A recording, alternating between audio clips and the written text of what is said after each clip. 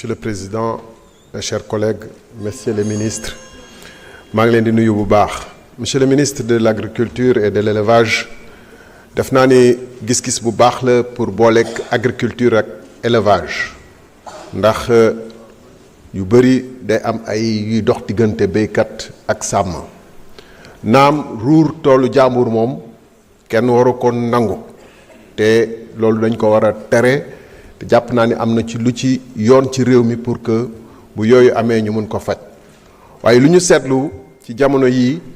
dafa mel ni ñu ñuy ruur seen tool bëri na ci ñoo xam ne dañu bëgg a fajal seen bopp te mbir maa ngi commencé jéggi dayo ba nga xam ne le 15 dernier amoon na journée de l'élevage bu am fële ci Ndiag dans le département de Guinguinéo def naa ne ay sàmm yu bëri daje nañ fa di wax seen i naqar ak seen i njàqare parce que dafa mel ni tamit état mu ngi xaw a mel ni luy seetaan jàpp naa ni li xew te ma ciy fàttali yenn yi ay rapport de gendarmerie ñàkkul ni wax nañ ko war na yegg ci état bi xam naa nu état di doxee yàgg naa toog conseil national de sécurité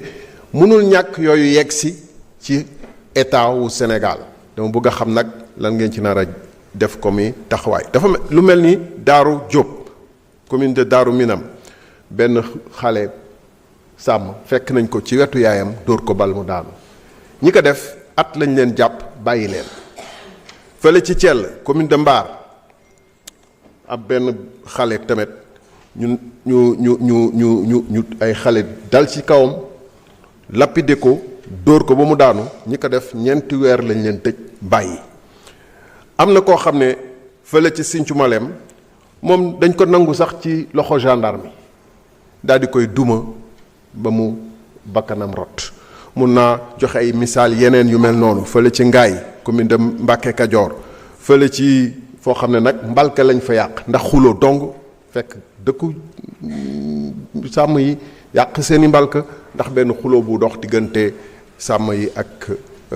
béykat yi lu mel noonu Touba bu Jalaw barki démb rek donc yooyee bu continuer dina am lu mu jur parce que gis nañ sous région bi yëpp bu yàggee nit ñi tamit dañuy bu état newul dañuy fajal seen bopp te sous région bi xam ngeen lu xew Maleek yooyu bu ñu bàyyee contexte bi ñu dund bi nii ay yu mel nii di fi gën a yaatu mun na indi ay problème bëggoon naa wax ci feu de brousse yi bëri bëggoon naa wax ci ranch de Doli bi mais bëggoon naa wax ci code pastoral bi mais monsieur le ministre dégg naa ñu lay féliciter lu bëree bëri ci moissonneuse batteuse yi bon war ngeen expliquer nag différent bu am ci moissonneuse batteuse yi ak yan condition lañ ko jotee monsieur le président waxtu bi gàtt na trop ndax député yi fii la ñu mën a amee pour mun a wax tontuwaat parce que sa tontu mun naa ci war a mun a tontu. Merci beaucoup honorable Thierno Alassane Sall. Honorable Nafi Kane, vous avez la parole. Honorable El Hadj Gueye se prépare.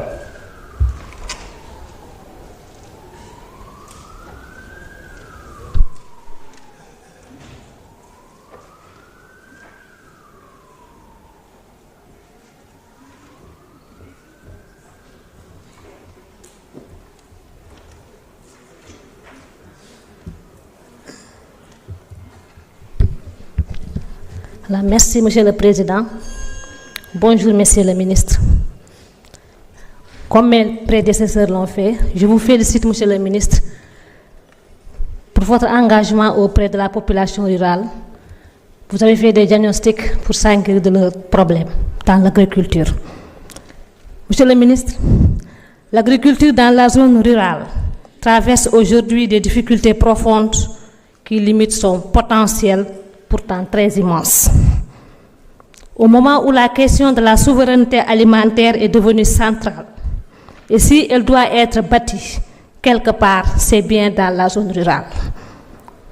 Et surtout au moment où on parle d'équité territoriale, Monsieur le ministre, les producteurs du département de Podor sont confrontés à des difficultés énormes. Monsieur le ministre, les aménagements sont vétustes. Bien vrai qu'il y a des services techniques comme la DRDR, la SAED et l'ANCAR, mais jusqu'à présent, les aménagements sont vétustes. Monsieur le ministre, les producteurs du département de Podor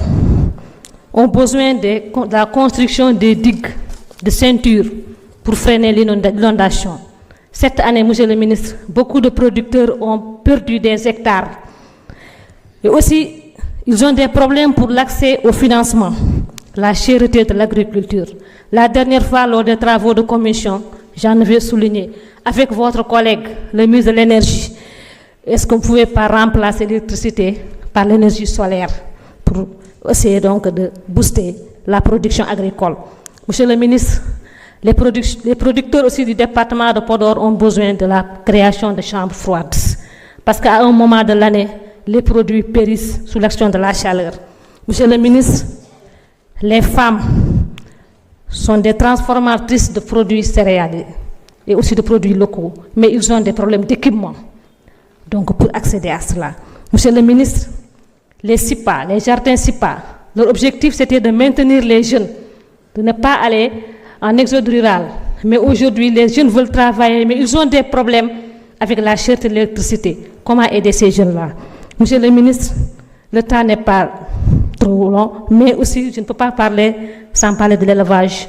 dans le Fouta. Avec la chaleur, à un moment de l'année, donc c'est le bétail qui périsse, avec les feux de brousse. Et aussi, pendant l'hivernage, il y a beaucoup de lait. Mais monsieur le ministre, est-ce qu'on peut créer des unités laitières pour essayer donc de transformer ce lait qui est si cher, monsieur le ministre? Monsieur le ministre, aussi on peut créer ce qu'on appelle des jardins fourragers. Pendant la sécheresse, donc pour maintenir le troupeau, on peut créer donc des jardins fourragers pour résister à la sécheresse. Donc je veux parler beaucoup de choses, mais je sais que le temps n'est pas trop. Merci beaucoup. Diarama, honorable Nafi Kane. Honorable El Hadj Gueye, vous avez la parole. Honorable Thérèse Faye se prépare.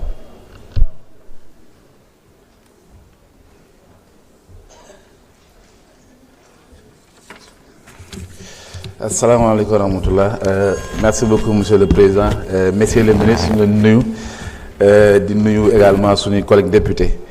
Li ma la waxoon ci commission technique laa lay waxaat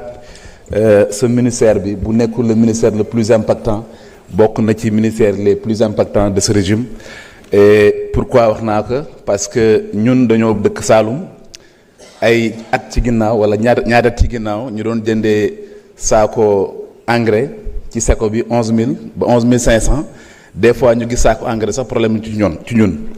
yéen ngeen ñëw ak seen taxawaay ak seen njàmbarte di jaayee saako engrais 6000 francs loolu jàpp naa ne résultat bu am solo la te fu ñu taxaw danañ ko wax rawatina également di ngeen def ci gerte gi